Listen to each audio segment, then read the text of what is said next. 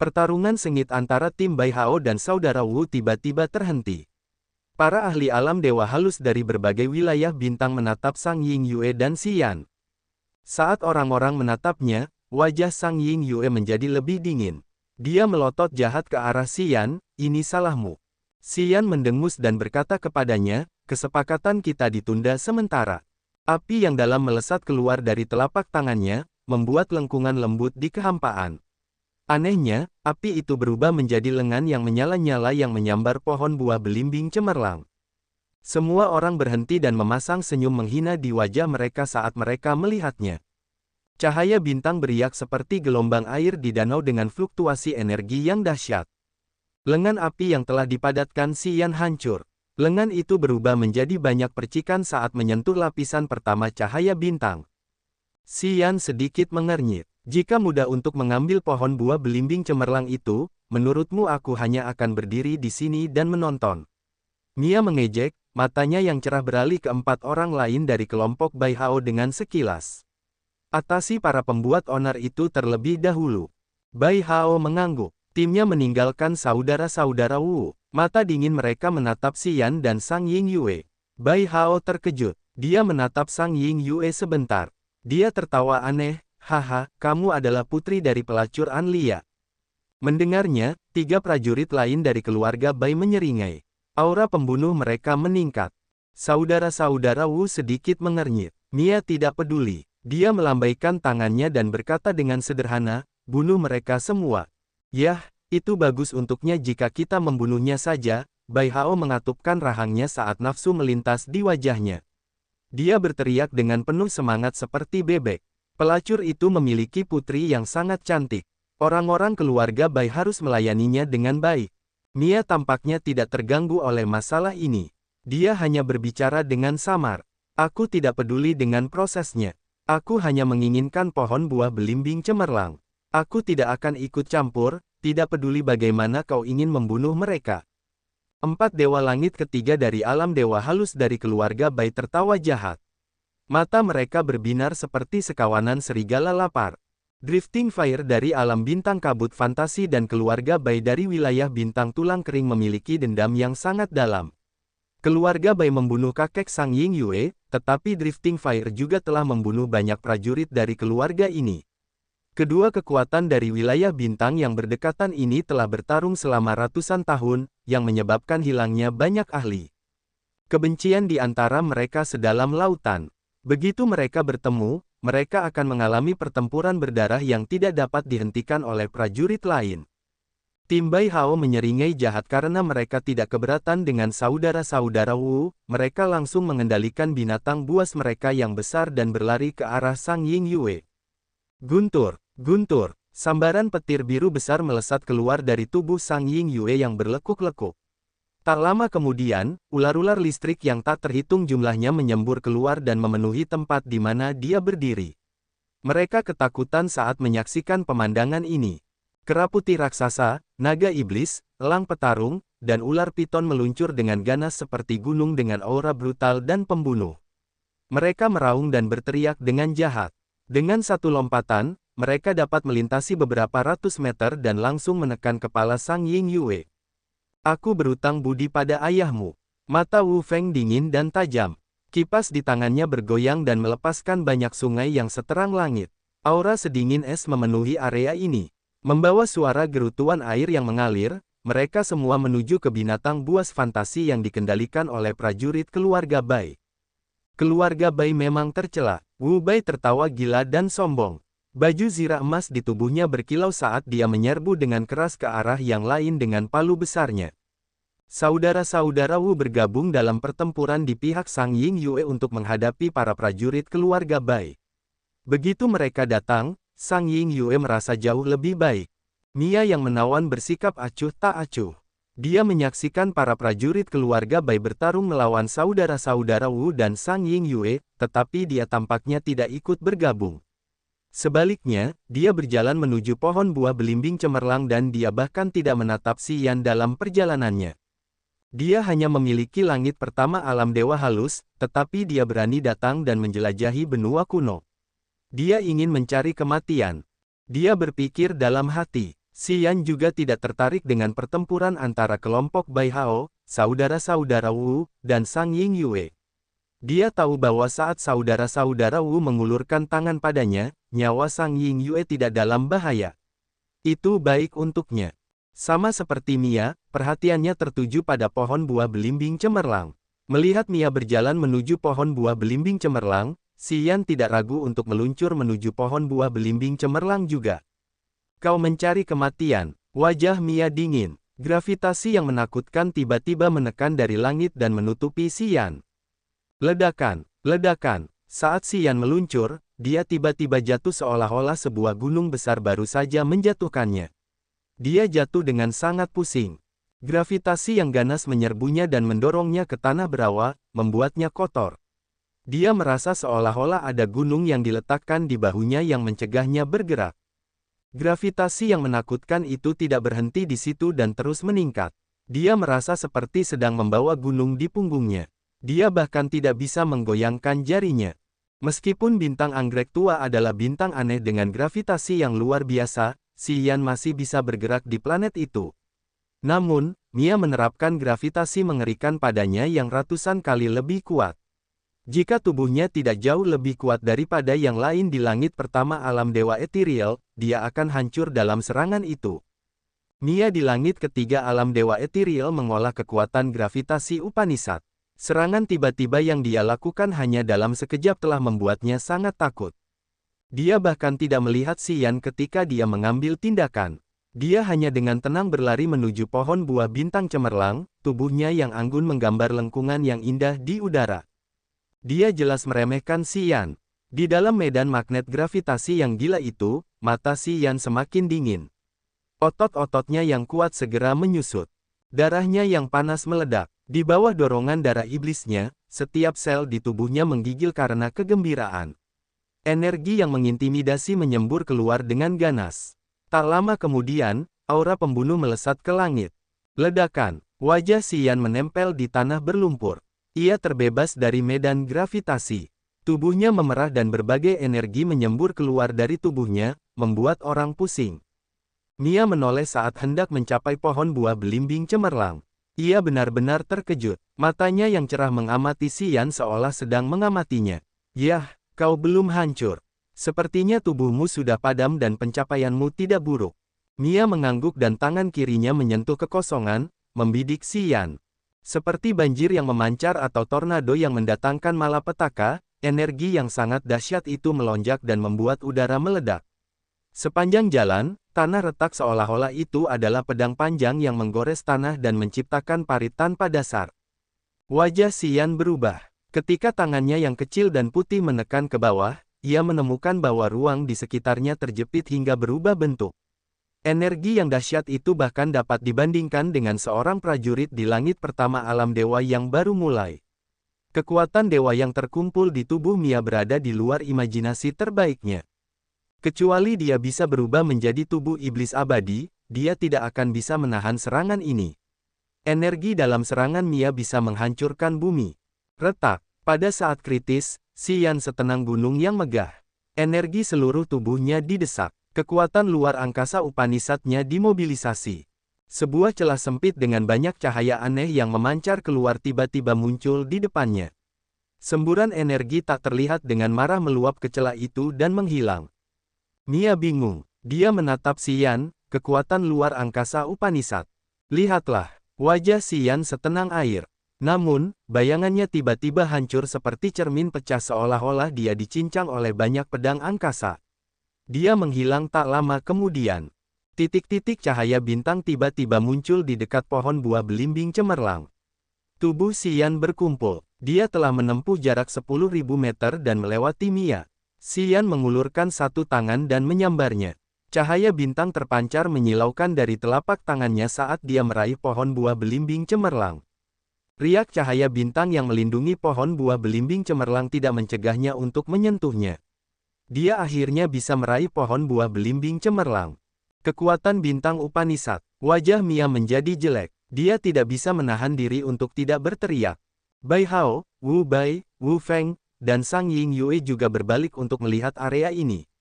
Wajah Bai Hao gelisah dan cemas. Teman-teman, selamat tinggal. Xian memegang pohon buah belimbing cemerlang di satu tangan. Tubuhnya tampak seperti pecahan cermin pecah yang memancarkan cahaya. Dia menghilang sebelum sinar cahaya yang pecah jatuh ke tanah. Di bawah tatapan orang-orang, tubuh dan aura Xian menghilang sepenuhnya seolah-olah dia telah jatuh ke suatu tempat yang aneh dan tidak dikenal. Kedua pihak yang baru saja terlibat dalam pertempuran tercengang. Mia meringis seolah-olah dia baru saja menelan seekor lalat. Dia menatap tempat Xian baru saja menghilang dan berteriak dengan gila, "Temukan dia! Cepat!" Keempat prajurit dari keluarga Bai terkejut. Bahkan jika dia mengolah kekuatan luar angkasa Upanishad, dia tidak bisa keluar dari benua kuno sesuka hatinya. Tidak ada yang bisa melakukan itu. Dia pasti masih ada. Mia menarik napas dalam-dalam untuk menenangkan diri. Paling-paling, dia hanya bisa menggunakan kekuatan luar angkasa Upanishad untuk berteleportasi. Jaraknya juga harus dibatasi. Berpencarlah dan temukan dia. Dia salah tentang Xian.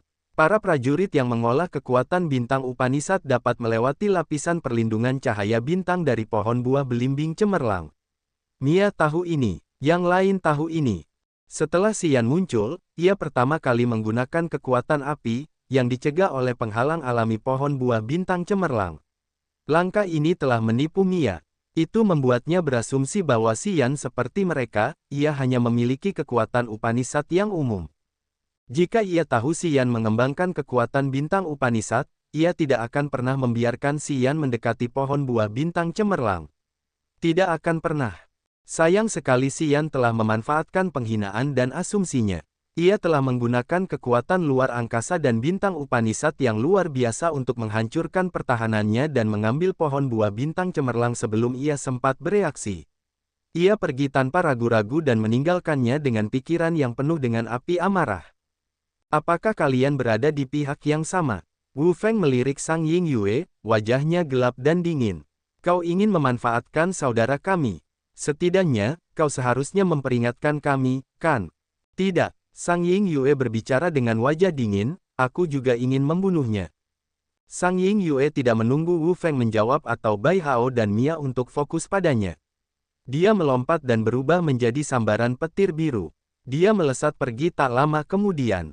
Tangkap mereka. Begitu kau menemukan mereka, segera bunuh mereka, kata Mia dengan wajah jahat. Sebuah sambaran petir biru menyambar di atas rawa yang gelap dan basah dan menghilang hanya dalam sekejap mata. Sang Ying Yue berlari dengan cepat. Dia tidak berani berdiri di sana karena dia tahu tidak ada gunanya berlama-lama. Meskipun dia sombong, dia tahu bahwa dia tidak setara dengan 4 prajurit keluarga Bai. Ada kebutuhan untuk menyebutkan Mia yang misterius itu. Wu Bai dan Wu Feng mengeluarkan energi seperti tong mesiu yang menyala. Api menyala di mata mereka saat mereka meninggalkan tempat itu. Mia berdiri di dekat tempat pohon buah belimbing cemerlang biasa muncul sambil menatap lubang tanpa dasar. Wajahnya yang cantik begitu dingin seolah-olah memiliki lapisan es. Dia mengayunkan lengannya dan berkata langsung, "Dari titik tengah ini, berpencar dan kejar mereka." Bocah itu hanya memiliki langit pertama alam dewa halus. Siapapun di antara kalian dapat membunuhnya saat kalian melihatnya. Ketiga prajurit keluarga Bai tampaknya telah mengabaikan instruksi Mia. Mereka hanya menatap Bai Hao. Bai Hao mengangguk dan mengedipkan mata pada mereka bertiga. Dia berkata dengan samar, "Kejar mereka." Keempat bayangan itu melesat seperti 4 pelangi ke 4 arah yang berbeda. Hanya dalam sekejap, mereka menghilang dari pandangan. Setelah semua orang pergi, mata Mia tampak bingung. Dia bergumam pada dirinya sendiri seolah-olah ada sesuatu yang mengganggu pikirannya. Begitu Sang Ying Yue meninggalkan pengepungan prajurit keluarga Bai, dia menghilang. Dia menggunakan alat khususnya untuk menyembunyikan tubuh dan auranya. Bersembunyi di dalam kotak cahaya, dia bergerak ke suatu arah sendirian. Tiba-tiba, dia menemukan bahwa sangkar cahaya ini luas. Dia tidak bisa tidak memikirkan momen indah yang baru saja terjadi di dalam sangkar cahaya. Sesuatu yang aneh melintas di matanya, tetapi dia segera menenangkan pikirannya. Sudut mulutnya melengkung dingin dan kesal. Sementara pahanya yang lurus bergerak, dia telah menempuh jarak yang jauh. Ketika dia berpikir bahwa dia seharusnya cukup jauh dari prajurit keluarga Bai, dia ragu-ragu sejenak sebelum mengambil sangkar cahaya. Sosoknya yang cantik muncul kembali, berdiri di bawah naungan pohon besar dan menunggu sesuatu. 1 jam kemudian, seorang pria berotot berjalan santai ke arahnya dengan wajah dingin. Ia sampai di tempat Xian berada, tetapi tetap diam.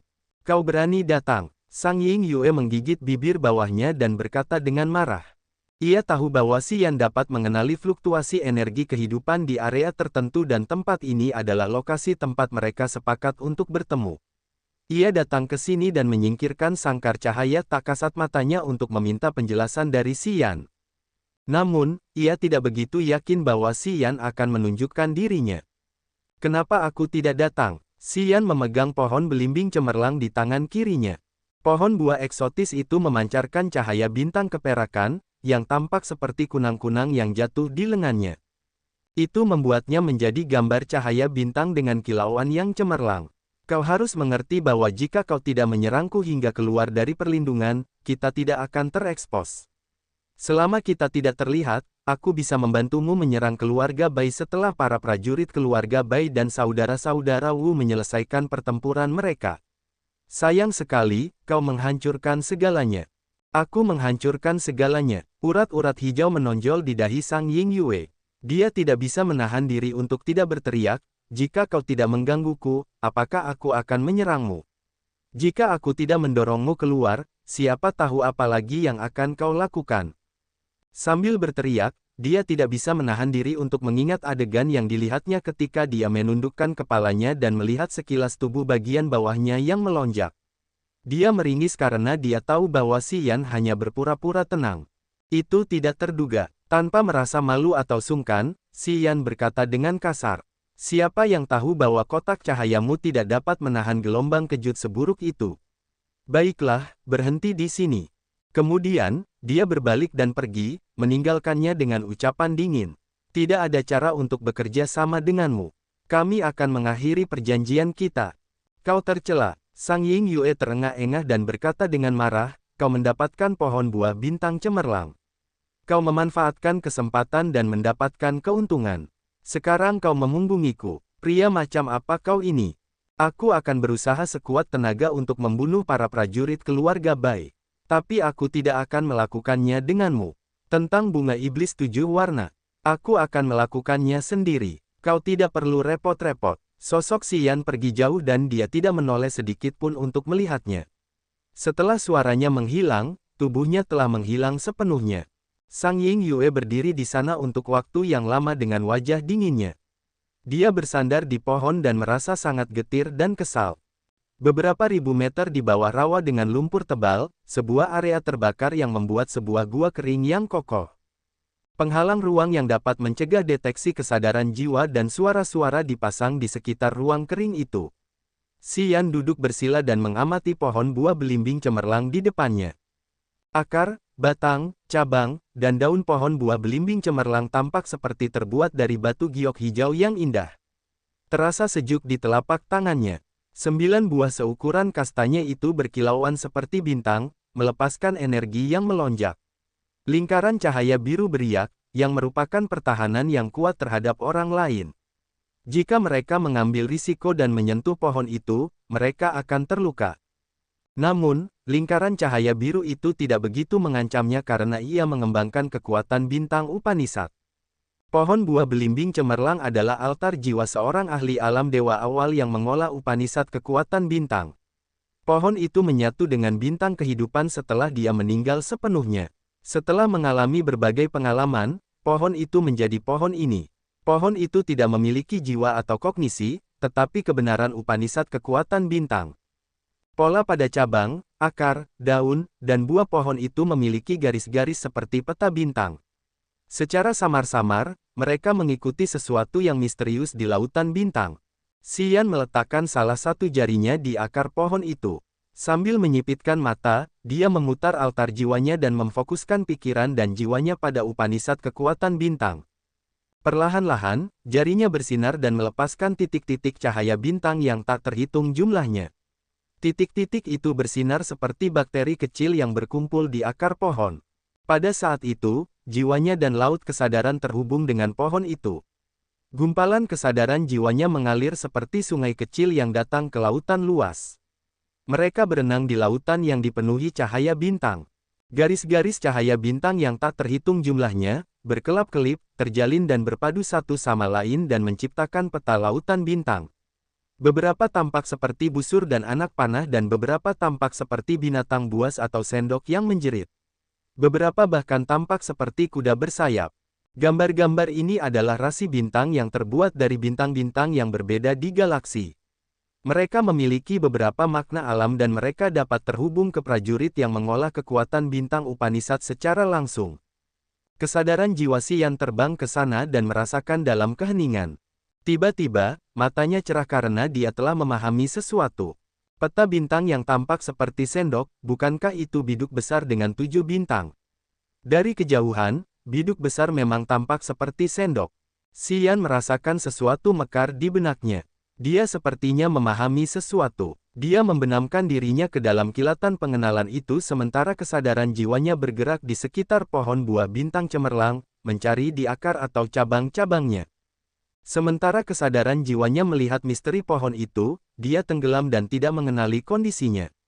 Pada saat yang sama, salah satu buah bintang cemerlang mulai kehilangan kecemerlangannya dan layu seolah-olah nutrisi di dalamnya telah diambil. Dia tidak tahu bahwa penelitiannya tentang misteri pohon buah bintang cemerlang membutuhkan energi besar di dalam buah bintang cemerlang. Sinar cahaya bintang terpancar dari tubuhnya saat buah itu layu. Sepertinya ada miliaran kunang-kunang yang berkumpul di tubuhnya. Mereka bergerak dan menghilang ke dalam tubuhnya pada akhirnya dan berubah menjadi sinar energi murni. Waktu berlalu dengan cepat. Setelah satu buah layu, buah bintang cemerlang lainnya mekar dengan cemerlang sebelum cahayanya diserap dan diambil. Ketika dia mempelajari makna dari Star Power Upanishad, kesadaran jiwanya tampak bergerak di sekitar alam semesta yang luas dengan bintang-bintang yang tak terhitung jumlahnya. Dia tidak mengenalinya, tetapi buah bintang cemerlang menghilang satu per satu. Karena energi mereka habis, mereka harus kembali ke alam. Xian tidak tahu itu. Di bawah rawa, dia memegang pohon buah bintang cemerlang di tangannya untuk memahami kekuatan Upanishad yang sangat penting bagi hidupnya. Kekuatan bintang Upanishad adalah kekuatan aneh yang langka bahkan di sumber kekuatan Upanishad. Selain itu adalah kekuatan yang paling sulit untuk ditingkatkan. Namun, kekuatannya ini tumbuh dengan luar biasa. Itu memberinya pengetahuan yang tak terbayangkan. Tinggal di sebuah ruangan kecil, tubuhnya dipenuhi dengan miliaran titik cahaya bintang. Jika seseorang dapat melihat ini, dia akan mengetahui bahwa titik-titik cahaya bintang itu sebenarnya membentuk bintang-bintang dari lautan bintang yang luas di alam semesta. Itu adalah peta bintang yang berskala beberapa kali lebih kecil. Buah bintang cemerlang di pohon bintang cemerlang di tangannya menghilang satu per satu. Cabang-cabang dan daun-daun mengering dan akar-akarnya retak. Mereka semua bergabung ke dalam alam semesta berskala kecil dan menghilang. Xian terbenam di pusat alam semesta. Dia tenggelam ke dalam lautan bintang yang menakjubkan seolah-olah dia adalah fosil kaku yang akan tetap diam selamanya. Waktu terus berlalu. Cahaya bintang di langit semuanya meresap ke dalam tubuhnya dan beredar di pembuluh darahnya, tulang, sumsum, darah, dan dagingnya. Mereka pindah ke laut kesadarannya dan melompat ke luasnya yang ethereal. Dia berdiri diam tetapi tubuhnya menggigil seolah-olah ada sesuatu yang memadamkan darah dan dagingnya. Air kotor keluar dari pori-porinya dan akar rambutnya menghilangkan bintik-bintik kotoran. Rambutnya menjadi berkilau dan mempesona sementara tubuhnya ditutupi oleh lembaran bintang yang halus, dan tulang-tulangnya ditutupi oleh batu giok yang kaku. Ini adalah transformasi baru. Manfaat besar yang dibawa pohon buah belimbing cemerlang kepadanya adalah penggunaan energi lautan bintang untuk memuaskan tubuh, tulang, darah, daging, dan jiwanya. Itu memberi tonik yang sangat baik ke setiap sudut tubuhnya. Namun, dia belum terbangun.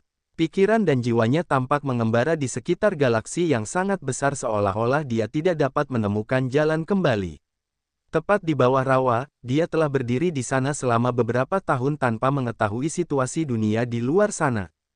Pohon buah belimbing cemerlang adalah harta karun kelas awal asli yang aneh. Sangat sulit untuk membuat satu pohon.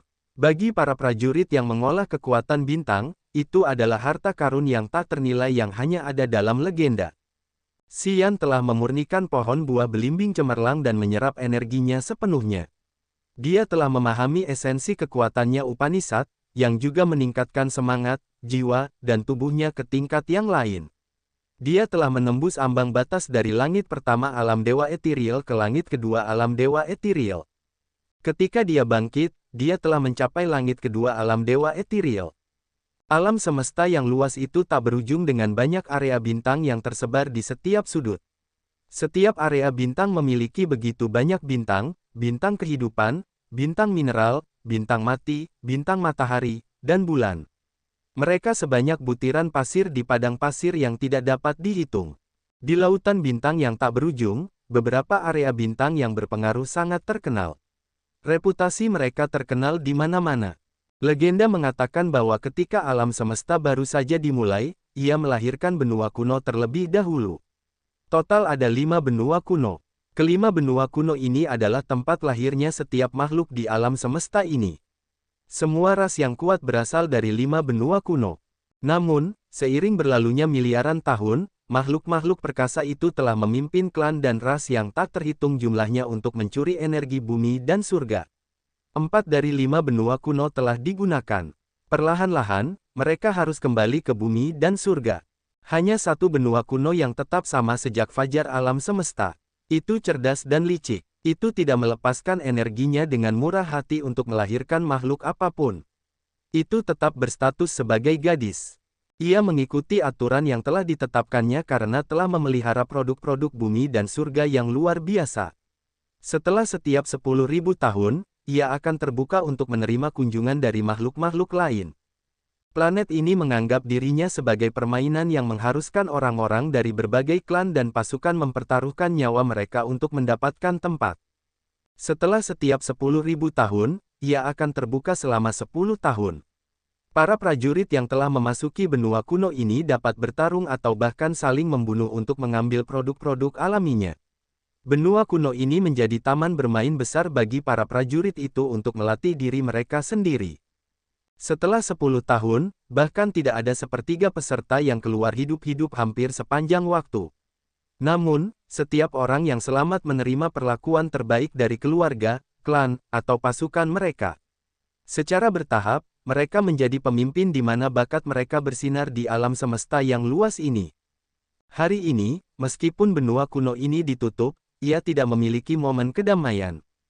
Sudah 5 tahun, benua kuno ini telah bergeser dari tepi area bintang kabut fantasi ke area bintang biasa. Ia berpacu di area pinggiran dan menghancurkan bintang-bintang mineral dan bintang-bintang mati yang menghalangi jalannya seperti senjata tajam yang dapat menghancurkan apapun. Jika seseorang dapat menggunakan matanya untuk menembus lapisan kabut benua kuno ini atau melayang di atmosfer, ia dapat melihat planet besar ini terbagi menjadi 5 bagian, timur, barat, utara, selatan, dan tengah. Dari sudut pandang burung, orang dapat melihat situasi 4 dari 5 wilayah. Salah satunya adalah wilayah yang terdiri dari rawa tak berujung. Yang lain memiliki gletser tebal dan terus-menerus. Yang lain adalah tempat hutan lebat tumbuh dengan pepohonan yang dapat menaungi seluruh langit. Wilayah keempat meliputi lautan deras dengan banyak pulau kecil menghiasinya. Bagian-bagian wilayah itu terletak di barat, timur, utara, dan selatan benua. Dan wilayah yang dikelilingi oleh keempat wilayah itu adalah dunia yang ditutupi oleh energi tebal. Dari pandangan burung, tampak seperti ada mangkuk biru es besar yang menutupi tanah dan menyegel pusat benua kuno. Wilayah lain dari rawa tak berujung, gletser, hutan lebat, dan lautan luas sekarang memiliki banyak prajurit dari berbagai wilayah bintang yang beroperasi. Namun, 4 kekuatan mendominasi keempat wilayah itu. Mereka perlahan-lahan menyerang dan membunuh prajurit dari kekuatan lain. Di dalam wilayah rawa tak berujung, segerombolan orang berjalan. Mia memimpin kelompok ini dengan 4 prajurit dari keluarga Bai mengikuti di belakangnya dengan hormat. Keempat prajurit dari keluarga Bai memperlakukan Mia dengan hati-hati dan penuh hormat. Dalam 5 tahun, mereka telah menyaksikan banyak perbuatan jahat Mia. Sekarang, mereka tahu bagaimana wanita ini membunuh lawannya satu persatu. Dia telah mengguncang seluruh area ini. Sekitar 20 prajurit di langit kedua dan ketiga alam dewa ethereal, muda dan tua, pria dan wanita, dengan pakaian dan penampilan yang indah, mengikuti Mia dan melaksanakan perintahnya. Bai Hao memandang orang-orang itu tanpa memandang usia mereka dan mereka semua cantik. Dia lebih menghormati Mia. Sudah 5 tahun, kami telah membunuh lebih dari 30 prajurit dari area bintang besar lainnya. Namun, beberapa ikan masih hilang. Mia berhati-hati dan melihat ke area di depan mereka. Dia berbicara dengan lemah, sudah hampir waktunya pusat dibuka. Kita harus memiliki waktu yang tepat. Kita seharusnya tidak memberi ikan-ikan itu kesempatan. Mia Jie, aku percaya ketika kedua keluarga kita bergandengan tangan, kita dapat memasuki pusat ketika segelnya diangkat. Kita dapat membunuh semua orang itu. Seorang remaja yang tampak berusia sekitar 18 atau 19 tahun di langit kedua alam dewa ethereal berkata sambil tersenyum. Dia tampak sangat tampan. Haik mengirimkan berita. Dia telah membersihkan semua ikan di Gletser Utara. Jika kita tidak dapat menyelesaikan area kita segera, dia berkata dia akan datang ke sini dan membantu kita secara pribadi. Kita telah kalah, tetapi kita seharusnya tidak kehilangan terlalu banyak, Mia mengerutkan kening. Haik itu seorang psikopat. Kita tidak bisa mengalahkannya. Atasan telah mengumumkan bahwa dia adalah pemimpin operasi ini. Kudengar dia bisa menggunakan kesadaran jiwa untuk merasakan makhluk-makhluk di benua kuno ini meskipun ada batasan, kata remaja itu dengan ketakutan. Mia menghela napas dan mengangguk padanya, Haik benar-benar berbakat. Jika tidak ada yang tidak terduga terjadi, dia dapat mengukuhkan jabatannya sebagai kepala keluarga Bradley setelah operasi ini. Mereka mengabarkan bahwa Haik mendapatkan asal-usul bintang leluhur kita. Benarkah? Remaja itu merendahkan suaranya. Mendengarnya, sebagian besar orang cantik di belakangnya dan Mia terkejut. Rupanya, mereka sangat takut pada pria bernama Haik itu. Aku juga mendengarnya. Mia mengangguk. Jika tidak ada yang tak terduga terjadi, dia akan menjadi pemimpin klan kita. Keluarga Bradley selalu menjadi cabang terkuat di antara 12 keluarga. Haik mendapatkan asal-usul bintang leluhur. Siapa yang bisa menolaknya saat itu? Tapi Haik mengejarmu. Jika kau bisa membuatnya patuh, kaulah yang akan memegang klan kita di tanganmu, kan? Remaja itu tersenyum, matanya mengamati Mia seolah ingin mengamati reaksinya. Tidak ada wanita yang bisa mengencerkan ambisi Haik. Tidak ada. Mia berubah warna. Berhenti sejenak, dia berkata dengan tidak sabar, kita seharusnya tidak membicarakannya. Kita harus membersihkan ikan yang lolos dari jaring kita. Kita tidak ingin dia menghina kapasitas kita saat dia tiba di sini. Baiklah, remaja itu tertawa. Keluarga Iskatku dan keluarga Fernandesmu bergandengan tangan untuk menyerang Fury Rain Star Area dan Agathe Star Area. Dengan keluarga Bai dari Drybone Star Area, kita bisa menyerang mereka setelah kita keluar dari sini. Kekuatan kedua keluarga kita tentu saja akan meningkat. Mungkin kita bisa memiliki kompetensi untuk bersaing dengan keluarga Bradley. Mata Mia berbinar. Dia mengangguk, jika kita bisa menyerang Fury Rain Star Area dan Agathe Star Area, posisi kita di klan akan meningkat secara keseluruhan. Aku harap semuanya akan berjalan dengan baik. Pasti akan baik-baik saja, kata remaja itu. Bai Hao mendengarkan percakapan Mia dan remaja itu. Dia membungkuk dan dipenuhi rasa takut. Dia merasa beruntung bisa bersama mereka. Dari Mia, dia mendapat informasi yang mengerikan, klan dewa telah mengumpulkan sebagian besar buah penuntun melalui berbagai saluran. Sebelumnya, mereka hampir memanen semua buah penuntun untuk masuk ke benua kuno. Setiap buah penuntun mewakili ahli alam dewa ethereal yang luar biasa dari area bintang besar. Mereka adalah para pemimpin dan masa depan keluarga yang secara khusus dibina. Shazao, saudara Wu, Sang Ying Yue, dan Bai Hao adalah tokoh luar biasa di wilayah bintang mereka. Mungkin, mereka akan menjadi penguasa pasukan mereka di masa depan. Klan dewa telah mendistribusikan buah penuntun ke wilayah bintang besar menggunakan saluran mereka, yang membuat klan terkemuka menerima buah tersebut. Mereka mengirim bakat terbaik mereka ke benua kuno untuk mendapatkan barang-barang berharga yang didambakan orang-orang. Itu adalah konspirasi besar. Para prajurit klan dewa datang ke benua kuno ini dalam jumlah yang lebih besar dan lebih kuat. Keluarga klan dewa telah bersatu untuk menangkap dan menghancurkan para pemimpin masa depan wilayah bintang lawan kali ini. Mereka ingin membunuh semua calon pemimpin lawan mereka, yang akan mengguncang mereka dengan keras selama ribuan tahun ke depan. Mereka bahkan tidak akan bisa pulih. Itu akan membantu klan dewa membangun fondasi yang kokoh untuk menyerang seluruh lautan bintang. Dan mereka melakukannya. Ada satu pasukan klan dewa di masing-masing dari 4 wilayah besar benua kuno. Mereka membunuh prajurit lain di wilayah mereka. Mereka ingin melenyapkan semua prajurit yang bukan dari klan dewa sebelum wilayah tengah dibuka.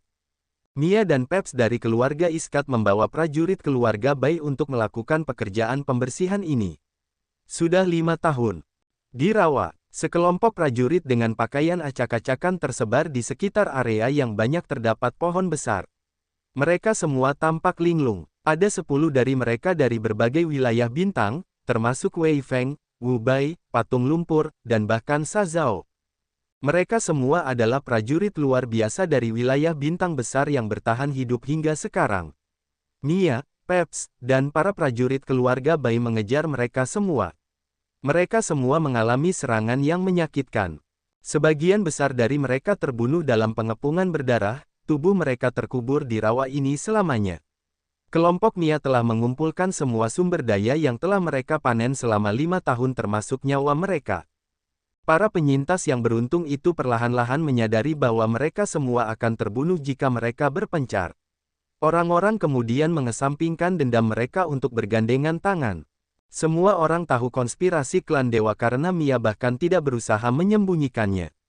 Dia telah memberi tahu mereka sejak awal apa yang dia ingin mereka lakukan. Mereka tahu bahwa mereka harus membunuh yang lainnya. Mia menikmati perasaan ini. Hanya kita yang tersisa di area ini. Sebelum pusatnya dibuka, kita akan dibunuh.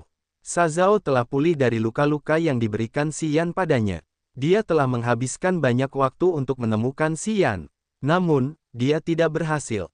Dia berasumsi bahwa Xian telah dibunuh oleh klan dewa seperti banyak prajurit lainnya. Dia bahkan menyesalinya sejenak. Mereka bersiap menyergap kita seolah-olah mereka tahu keberadaan kita. Kita punya banyak orang di sini sehingga kita bisa membuat keributan besar. Tapi kalau kita berpencar, kita akan lebih cepat terbunuh. Sekitar 10 prajurit meringis saat berdiskusi. Mereka tampak kehilangan kesabaran tetapi kemudian, sesuatu meledak jauh di bawah tanah. Semua orang berubah menjadi abu-abu seperti debu. Mereka mengira Mia, Peps, dan anggota dewa bersembunyi di bawah tanah untuk memberi mereka kematian yang paling berdarah dan paling ganas. Ada 11 orang yang selamat termasuk saudara Wu, Sang Ying Yue, Sa Zhao, dan Patung Lumpur. Mereka berasal dari daerah bintang yang berbeda dan prajurit alam terendah berada di langit kedua alam dewa ethereal. Masing-masing dari mereka memiliki kekuatan yang berbeda tetapi mendalam Upanishad. Setelah 5 tahun mengalami serangan terus-menerus yang dilakukan oleh klan dewa, kelangsungan hidup mereka sudah cukup untuk membuktikan betapa kuatnya mereka.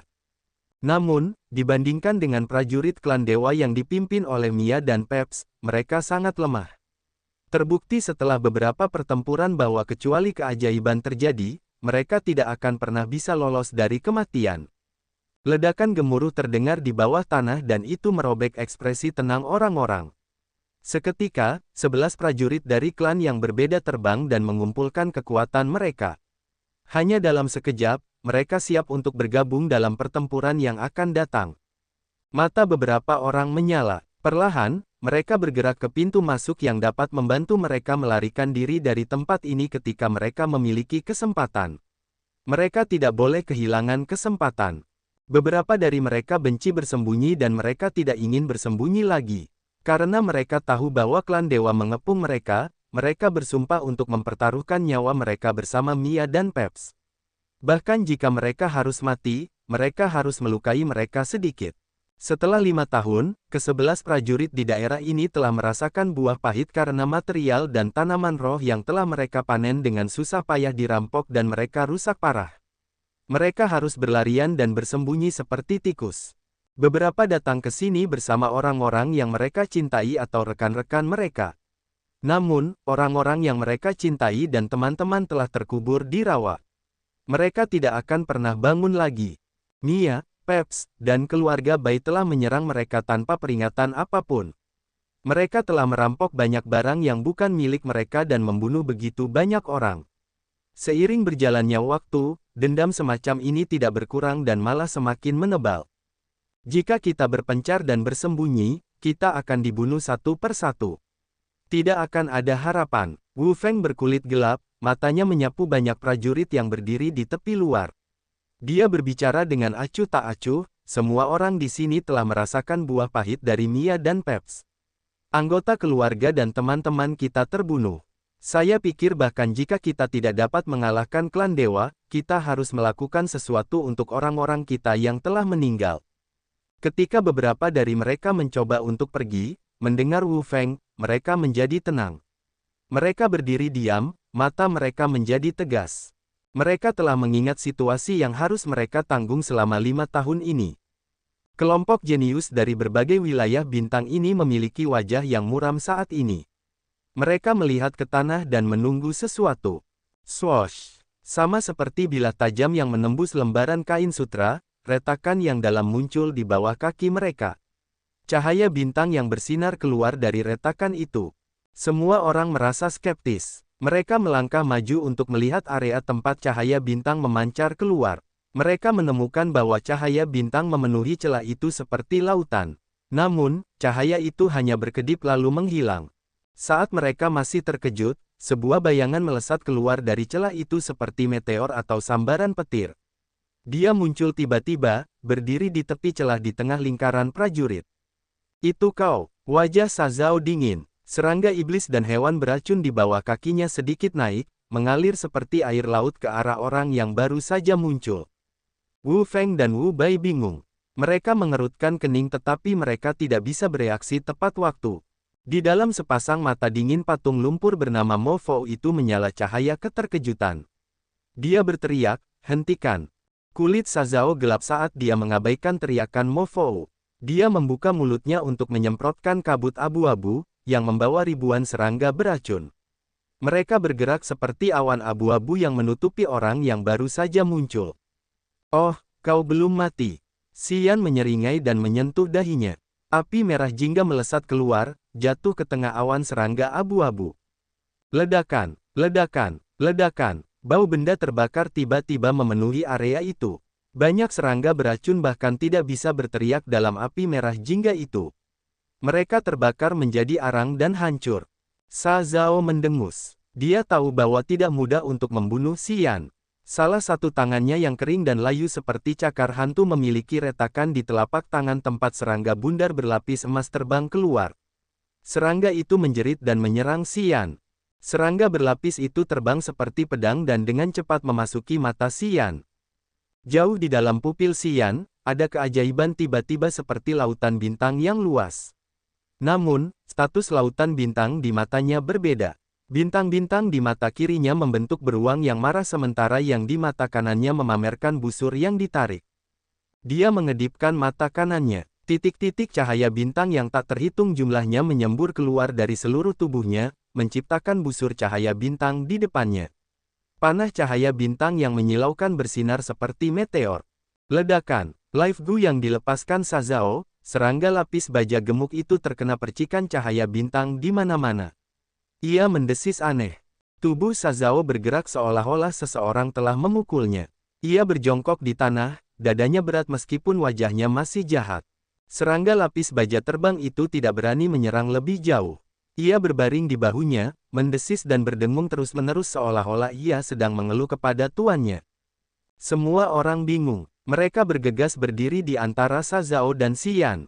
Pada saat yang sama, mereka melepaskan kekuatan Upanishad mereka untuk menciptakan penghalang energi di antara mereka untuk mencegah mereka bertarung. Kau telah memurnikan pohon buah belimbing cemerlang. Sang Ying Yue menatap Xian, menarik napas dalam-dalam. Bibirnya yang penuh berkedut saat dia berkata, bagus. Kau telah menghabiskan 5 tahun tidak melakukan apapun selain memurnikan pohon buah bintang cemerlang itu. Kau juga telah mencapai langit kedua alam dewa halus. Aku setuju denganmu bahwa aku akan membantumu menghadapi para prajurit keluarga Bai. Sebelum kita meninggalkan benua kuno ini, aku akan melakukan apa yang kukatakan, kata Xian dengan suara rendah. Sang Ying Yue mengerutkan bibirnya dan tersenyum dingin, berurusan dengan para prajurit keluarga Bai. Apakah itu lelucon? Keluarga Bai pergi bersama Mia dan Peps dari klan Dewa. Mereka mendekat untuk membunuh kita. Apakah kau ingin melawan mereka? Yang lain juga menatapnya dengan wajah aneh. Teman-teman, ini masalah pribadiku dengan pria ini. Tolong, jangan ikut campur. Sazao berdiri tegak, matanya seperti ular berbisa menatap Xian. Meskipun klan Dewa akan segera datang ke sini, aku ingin membunuh pria ini terlebih dahulu. Wu Feng dan Mo Fou mengerutkan kening. Kau tidak bisa membunuhnya. Mo Fou mengolah kekuatan bumi Upanishad, sehingga ia bisa bergerak bebas di daerah rawa ini. Seluruh tubuhnya tertutup lumpur kering, hanya menyisakan sepasang mata dinginnya. Ia berkata langsung, kau tidak bisa membunuhnya, tetapi ia bisa membunuhmu. Ki darahnya lebih melimpah daripada milikmu. Ia memang lebih kuat daripada dirimu. Meskipun alammu satu tingkat lebih tinggi daripadanya, kau bukanlah lawan yang setara dengannya. Wu Feng dan Wu Bai tercengang mendengar Mo Fou. Selama beberapa tahun terakhir, mereka sering bergandengan tangan dengan Mo Fou, jadi mereka tahu asal-usulnya dan mereka mempercayai matanya yang tajam. Mereka tahu bahwa ia memiliki metode khusus untuk menilai kompetensi sejati seseorang. Dalam kelompok ini, meskipun Sazao bukanlah yang terkuat, ia tetap memimpin. Mendengar Mo Fou, ia bertanya-tanya apakah orang yang baru saja muncul dari tanah itu memiliki kapasitas untuk mengalahkannya. Benarkah itu? Untuk saat ini, orang-orang merasa sulit untuk menerimanya. Wanita bernama Mia itu adalah anggota klan Dewa. Sementara orang-orang sedang merenung, alis Xian berkedut dan dia bertanya dengan curiga, bagaimana penampilan mereka? Para anggota klan Dewa akan berubah dalam pertempuran sengit. Ketika mereka tidak bertempur, mereka lebih mirip manusia. Namun, mereka terlihat jauh lebih baik, jelas Wu Feng. Xian langsung mengerti, ternyata memang begitu. Dia tidak menggunakan darah iblis abadi, jadi dia tampak seperti manusia biasa. Dari ciri-ciri ini, dia memang mirip dengan klan Dewa. Mo Fou, apakah dia kuat? Wu Bai membawa palu besar, suaranya seperti lonceng perunggu besar dan wajahnya antusias. Luar biasa, mengingat kekuatan dewa dan tubuhnya yang ulet, dia melampauimu, kata Mo Fou. Mendengarnya, Wu Feng, Sang Ying Yue, dan Sazao mengubah raut wajah mereka. Ketika mereka melihat Xian lagi, mata mereka berbinar. Semua orang tahu bahwa Wu Bai terlahir dengan kekuatan yang luar biasa. Tubuhnya yang halus dapat dibandingkan dengan logam dan membawa sejumlah energi yang luar biasa. Di mata orang-orang, dia adalah prajurit yang paling mendominasi dan kuat. Setelah beberapa kali konfrontasi dengan klan Dewa, kekuatannya terbukti. Hari ini, Mo Fou memberitahu mereka bahwa energi dan tubuh Xian bahkan lebih kuat dari Wu Bai. Semua orang takut dengan penilaian ini. Kita membutuhkan kekuatannya, lanjut Mo Fou. Wu Feng dan Wu Bai mengangguk segera. Dan mereka sekarang menganggap Xian sebagai eksistensi yang setara. Tidak ada yang meremehkannya.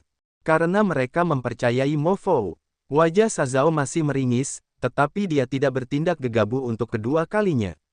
Dia terdiam dan berdiri di sana dengan wajah yang rumit. Kita membutuhkannya, sela Sang Ying Yue. Ragu-ragu sejenak, dia berkata dengan sungguh-sungguh, yang kita butuhkan darinya bukan hanya kekuatannya. Ada sesuatu yang lebih. Apa? Wu Feng dan Wu Bai menatapnya. Ingat apa yang kukatakan padamu. Jika kita dapat menemukan seseorang, mungkin kita tidak akan mengalami kekalahan telak dalam pertempuran dengan Mia dan Peps. Kita bahkan dapat membalikkan keadaan. Sang Ying Yue memiliki ekspresi yang rumit. Orang-orang mengerti apa yang dikatakannya. Setengah tahun yang lalu, setelah kekalahan yang membuat mereka kehilangan 3 ahli, mereka berkumpul dan meringis, mencoba mencari solusi. Pada saat itu, Sang Ying Yue biasa memberitahu mereka bahwa jika seseorang masih hidup, mereka akan memiliki harapan untuk menang. Ketika orang-orang bertanya kepadanya mengapa, Sang Ying Yue mengatakan bahwa pria itu mungkin terbunuh, jadi tidak dapat melakukan apapun bahkan jika dia menjelaskannya kepada mereka. Hari ini, ketika dia mengingatkan mereka, orang-orang ingat apa yang biasa dia katakan. Mereka menanyakan pertanyaan yang terngiang-ngiang di benak mereka, mengapa? Selama dia ada di sini, kita dapat mengetahui segalanya tentang tim Mia termasuk pengaturan mereka. Tatapan Sang Ying Yue menatap tajam ke arah Xian, melemparkan granat yang berat. Dia tidak terikat oleh batasan benua kuno. Dia dapat menggunakan kesadaran jiwanya untuk merasakan keributan di sekitar, berbeda dari kita yang matanya tertutup seperti orang buta. Mereka sangat gembira dan menatap Xian. Mereka membuka mulut dan meminta bukti. Memang benar aku dapat merasakan keributan makhluk hidup di sekitar. Di bawah tatapan panas orang-orang, Xian mengangguk dengan santai. Rekan jiwanya melayang diam-diam dari kepalanya, menari seperti roh api di atas kepalanya. Misalnya, saat ini, mereka berada beberapa ratus mil jauhnya dari kita. Mereka bergerak ke arah kita dalam formasi tapal kuda. Dengan kecepatan mereka, jika kita tidak bergerak sekarang, mereka dapat menangkap kita dalam waktu 2 jam. Apakah kamu yakin? Mo Fou sangat gembira. Aku yakin. Mo Fou menatap Sang Ying Yue. Dia berkata jujur, kata Sang Ying Yue. Betapa hebatnya. Di sudut rawa tempat lebih dari 10 prajurit putus asa tersebar, tetapi semuanya fokus pada Xian. Mata dingin Mo Fou tiba-tiba memancarkan sinar listrik. Jika kau bisa mengamati sekeliling, kurasa kita bisa menang saat melawan Mia dan Peps. Sang Ying Yue adalah orang yang paling memahami nilai Xian. Melihatnya muncul entah dari mana, dia menghela napas lega. Akhir-akhir ini, mereka menanggung banyak tekanan dari Mia, Peps, dan prajurit keluarga Bai. Mereka harus hidup dalam ketakutan. Setelah beberapa hari, mereka akan menerima kabar buruk atau kehilangan teman-teman mereka. Sang Ying Yue dulu bersikeras mencari Xian. Dia ingin menggunakan kepekaan Xian untuk membantu orang dan menyelamatkan mereka dari bahaya. Tidak ada yang lebih memahami nilai Xian daripada dia. Sayang sekali setelah 5 tahun, Sang Ying Yue tidak dapat menemukan Xian. Dia pikir tim Mia telah membunuhnya. Hari ini, di mana dia berada dalam situasi yang paling sulit, Xian muncul, yang meningkatkan kepercayaan dirinya. Aku tidak percaya padanya. Sazao merenung sejenak lalu berkata dengan suara dingin sambil mengamati Xian dengan wajah gelapnya, jika kesadaran jiwanya dapat mengenali energi itu, aku tidak mungkin bisa lolos darinya 5 tahun yang lalu. Aku tidak percaya padanya. Jika prasangkanya yang salah membawa kita semua ke jalan yang mematikan, siapa yang bisa memikul tanggung jawab ini? Dia melirik dingin ke arah Sang Ying Yue lalu ke arah Xian. Aku juga tidak percaya padanya. Wu Feng mengerutkan kening dan berkata kepada Mo Fou, aku percaya pada penilaianmu tentang kompetensinya yang sebenarnya. Itu tidak buruk, tapi kurasa dia tidak bisa merasakan fluktuasi energi kehidupan di sekitar kita. Sambil menarik napas dalam-dalam, Wu Feng berbicara kepada Xian dengan wajah serius. Aku sangat menyesal. Kita harus berhati-hati. Jika kamu membuat prasangka yang salah, kita akan dibunuh. Mendengarnya, yang lain juga menunjukkan kecurigaan mereka terhadap kata-kata Sang Ying Yue. Di antara orang-orang itu ada seorang wanita cantik. Dia dipanggil Cecilia dan dia adalah seorang prajurit langit ketiga dari alam dewa ethereal yang mengolah kekuatan air Upanishad. Dia mengenakan pakaian kulit hijau ketat dengan gambar-gambar elegan. Sekilas, dia tampak seperti Nagini yang anggun. Dia berlari seperti aliran air sambil mengerutkan kening dan kemudian berdiri di samping Mo Fou. Dia mengamati Xian dengan skeptis. Aku mengerti bahwa tidak mudah untuk mempercayai seseorang. Cecilia tidak cocok dengan Sang Ying Yue. Menurutnya, Sang Ying Yue tidak memiliki cukup pengalaman. Dalam beberapa operasi, dia impulsif dan mengikuti nalurinya. Karena tindakan gegabah Sang Ying Yue dalam berurusan dengan Bai Hao, pertahanan mereka hancur, yang menyebabkan kematian salah satu ahli mereka. Karena itu, Cecilia tidak pernah mempercayai Sang Ying Yue, dia mengira gadis itu buta karena dendamnya.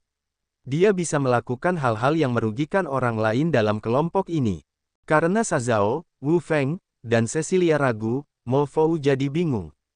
Perlahan-lahan ia mulai memahami. Setelah berpikir sejenak, ia pun terdiam. Ia menatap Sang Ying Yue lalu Xian, kerutan di dahinya tak terlihat. Itu terkait dengan kehidupan orang-orang. Jika ia tidak berhati-hati, semua orang bisa saja dihukum mati. Jika Xian berbohong, semua orang di sini akan dibunuh oleh Mia, Peps, dan keluarga Bai. Mereka tidak boleh melakukan kesalahan apapun. Mo Fou harus berhati-hati. Kami paham bahwa kami harus memperlakukannya dengan baik. Itu terkait dengan kehidupan kami. Kami harus membuktikannya. Selama ia bisa membuktikan bahwa ia memiliki kemampuan ini, kami akan mempercayainya dan mengizinkannya bergabung dengan kami. Jika tidak, biarkan saja ia pergi. Kami tidak ingin ada bahaya yang tidak terduga. Orang-orang yang tidak berbicara juga berteriak. Beberapa dari mereka merasa skeptis bahwa Sang Ying Yue telah membanggakan kemampuan Si Yan agar orang-orang di kelompok ini mengizinkannya bergabung. Bagaimanapun, di saat kritis ini, seorang prajurit yang sendirian akan menjadi target utama dan dia pasti akan dibunuh oleh kelompok Mia. Hanya pergi bersama mereka dan bergabung dengan kelompok mereka akan memberinya kesempatan untuk bertahan hidup.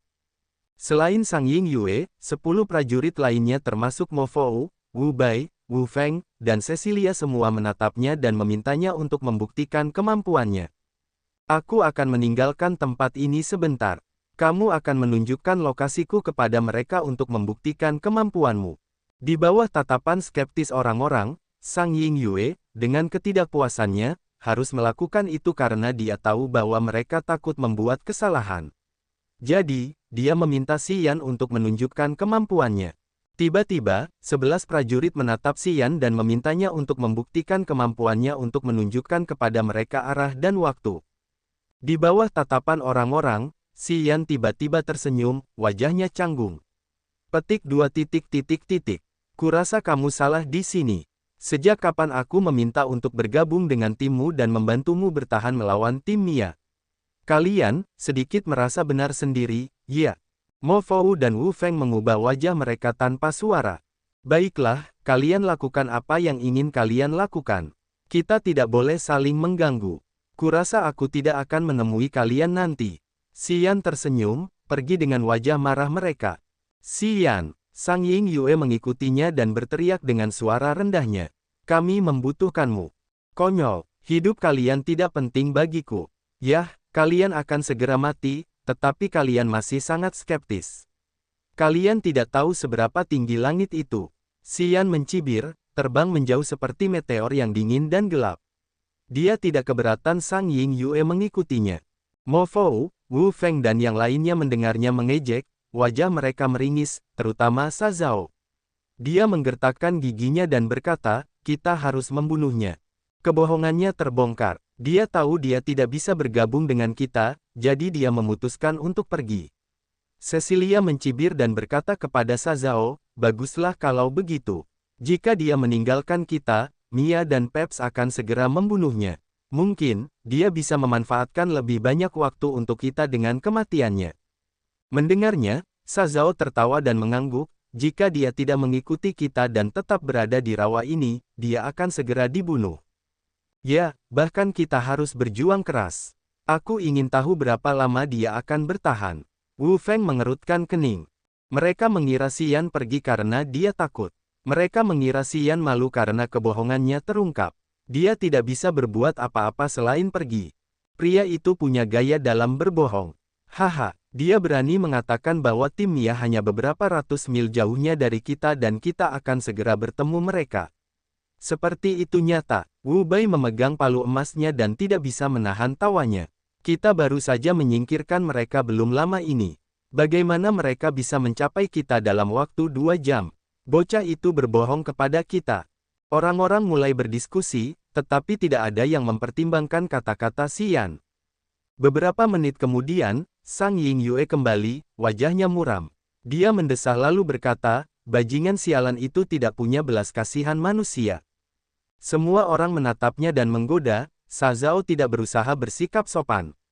Dia ingin mati. Kita bisa menyalahkan orang-orang atas keputusannya. Dia pergi karena kebohongannya terbongkar. Jika dia mati, dia tidak beruntung. Dia hanya anak kecil di langit kedua alam dewa halus. Kematiannya tidak penting bagi kita. Bahkan jika dia bisa selamat, dia tidak bisa banyak membantu kita. Kita harus membahas bagaimana menghadapi tim Mia, saran Wu Bai. Ya, benar, kita harus memikirkan bagaimana menghadapi Mia, kata Wu Feng. Tidak ada yang keberatan dengan kata-kata Sang Ying Yue. Di bawah ejekan orang-orang, Sang Ying Yue bersikap dingin dan kasar. Dia terdiam. Dia tahu bahwa setelah Si Yan pergi, apapun yang dia katakan kepada mereka akan sia-sia. Memberi mereka lebih banyak penjelasan akan menimbulkan lebih banyak ejekan. Jadi, dia tidak mengatakan apapun selain menahan kekesalannya sendiri. Dia menambahkan dendam ini bersama dengan kebenciannya terhadap Xian. Dia berpikir bahwa jika Xian dapat mengabaikan ejekan orang-orang dan bekerja sama dengannya untuk membuktikan dirinya, dia tidak akan diejek seperti ini. Dia dapat membantu mereka bertahan hidup dan dia dapat membantunya membunuh para prajurit keluarga Bai. Namun, karena Xian telah pergi dengan sengaja, rencananya yang bagus menjadi gagal. Mereka tidak dapat membalikkan situasi terkutuk mereka. Bajingan tak berperasaan itu. Sang Ying Yue menggertakkan giginya dan mengutuk.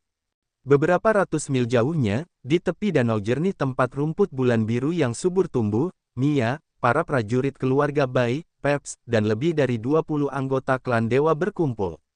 6 anggota klan dewa sedang memanen rumput bulan biru, sementara Mia dan beberapa wanita cantik sedang mandi di danau. Kemudian, 3 lapisan cahaya ungu muda menutupi area mereka dan menyembunyikan kulit porselen mereka. Orang-orang tidak dapat melihat melalui penghalang itu. Peps yang tampan dari keluarga Iskat sedang duduk bersila di tepi danau. Dia memegang kristal pentagonal di tangannya dan mengambil energi darinya.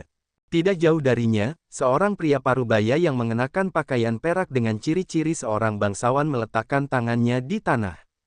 Telapak tangannya adalah pusat jaring laba-laba listrik yang meluas kemana-mana. Pria itu bernama Yue Men, anggota keluarga Fernandez. Dia ahli dalam mencari dan melacak. Dia tidak perlu menggunakan kesadaran jiwa untuk melacak lawan. 3 menit kemudian, Yue Men berdiri diam di tepi danau. Sesaat kemudian, Mia terbang keluar dari danau, mengenakan gaun panjang seperti putri bangsawan. Dia tersenyum pada Yue Men. Paman Yue Men, bagaimana kabarnya? Aku sudah menemukan arahnya. Mereka beberapa ratus mil jauhnya dari kita. Kurasa butuh 2 jam untuk sampai di sana. Yue Men tersenyum lembut dan menambahkan, mereka tampaknya tidak akan pergi. Mereka sudah lama tinggal di sana. Haha, keberuntungan kita bagus. Batas atas pencarianku tepat di lokasi mereka. Jika mereka harus lari lebih jauh, aku tidak akan dapat menemukan mereka. Itu nasib buruk mereka, kata Mia dengan penuh belas kasihan.